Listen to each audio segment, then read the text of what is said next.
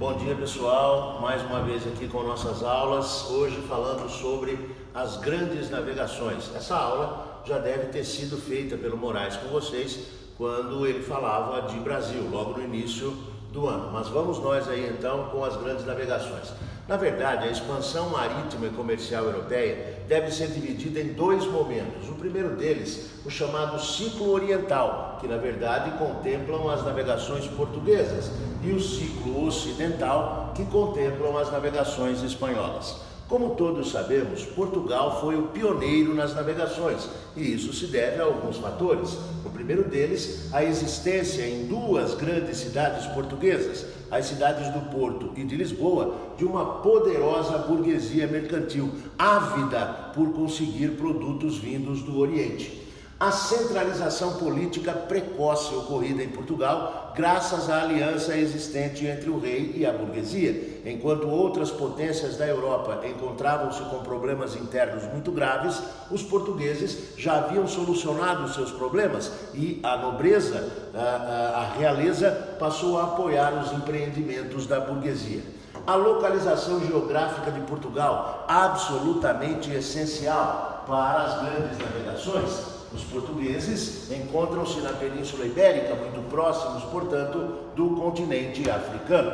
E a existência da chamada Escola de Navegação de Sagres, na verdade, um centro de estudos náuticos localizado ao sul de Portugal. O chamado Infante Dom Henrique, um maluco por navegação, acabou atraindo para esta cidade, para o seu castelo, o que havia de mais moderno em termos de navegação no século XV. Portanto, as melhores cartas náuticas, os melhores mapas saíam exatamente de Sagres. As navegações portuguesas, ou o ciclo oriental, inicia-se em 1415 com a conquista de um importante centro comercial localizado no norte da África, a cidade de Ceuta. É a partir daqui que os portugueses iniciam suas navegações.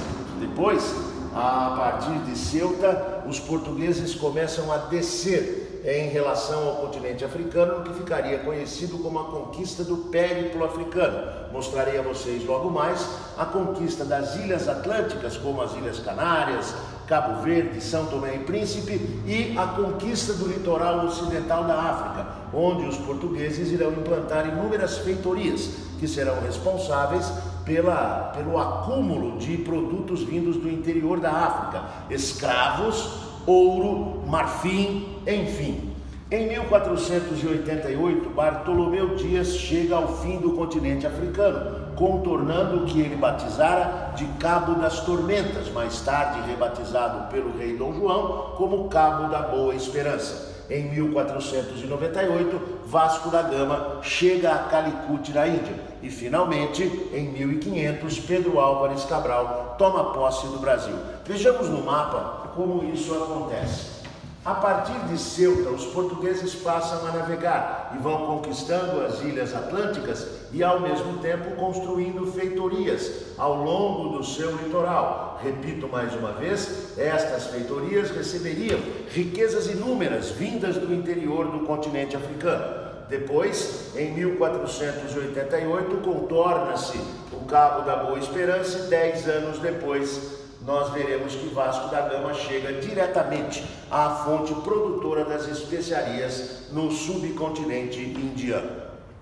O ciclo ocidental de navegações refere-se precisamente às navegações espanholas, e elas, por sua vez, estão diretamente ligadas à formação da Espanha moderna, que ocorrerá através do casamento em 1469 dos reis Fernando de Aragão e Isabel de Castela.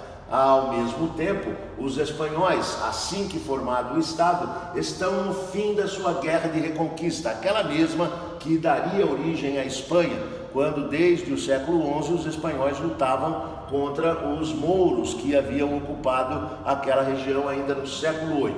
Além disso, há o sucesso das empreitadas portuguesas iniciadas, como vimos, no início do século XV. A principal das navegações espanholas acaba sendo, na verdade, a primeira delas, quando em 1492, Cristóvão Colombo, com o apoio dos reis católicos Fernando e Isabel, promove uma viagem cujo objetivo seria o de chegar ao Oriente navegando sempre para o Ocidente. Naturalmente, isso é possível em função da esfericidade da Terra. O que não se esperava e sabia é que havia uma grande pedra no meio do caminho, ou seja, o continente americano. Colombo chega a uma ilha que ele batiza de Ilha Hispaniola, localizada no Caribe, exatamente onde temos hoje o Haiti e a República Dominicana. Costuma-se dizer que essa data, 12 de outubro de 1492, é o descobrimento da América. Eu coloquei entre aspas porque na verdade ele não descobriu nada, como vocês já viram com o professor Aloysio. Na verdade a América já era toda habitada. Entretanto, essa é a forma de se ensinar. Outras viagens importantes da Espanha seriam as viagens dos irmãos Pinzón pelo Dulce Mar, ou Mar Doce, o rio Amazonas, a primeira viagem de circunnavegação de Fernão de Magalhães e a descoberta do Oceano Pacífico por Vasco Núñez de Balboa. O descobrimento de um novo continente naturalmente levou Portugal a insuflar-se contra a Espanha. Devemos lembrar que nesse momento a Europa está vivendo a reforma religiosa. Muitos países europeus aderiram ao protestantismo e Portugal e Espanha mantiveram-se fiéis à Igreja Católica, não sendo interessante para esta, portanto, uma guerra entre seus dois principais aliados. A Igreja pôs-se como mediadora dos problemas entre Portugal e Espanha, resultando em dois tratados. O primeiro deles, a chamada Bula Interquetera, que determinava que a 100 léguas a oeste das ilhas de Cabo Verde nós teríamos um meridiano imaginário.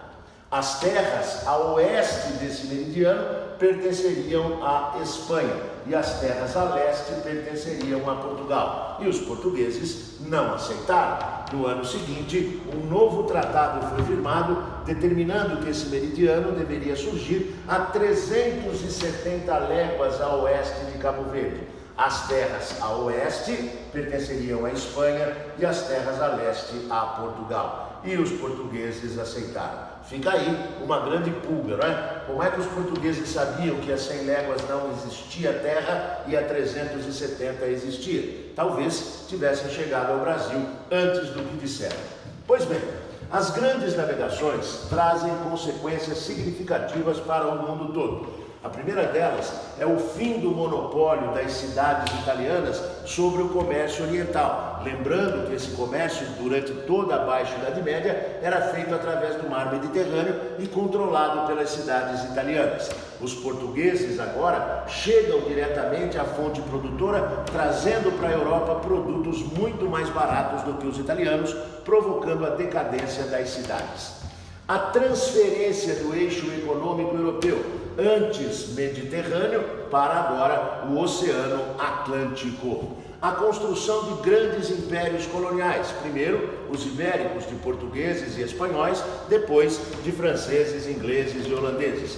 A chegada cada vez em maiores quantidades de ouro e prata à Europa, o que acabaria provocando o que fica conhecido como a revolução dos preços, nada mais do que um aumento rápido e significativo dos produtos europeus. Haverá ainda a transformação dos países ibéricos nas maiores potências da Europa, e assim permanecerão, pelo menos até o final do século XVII.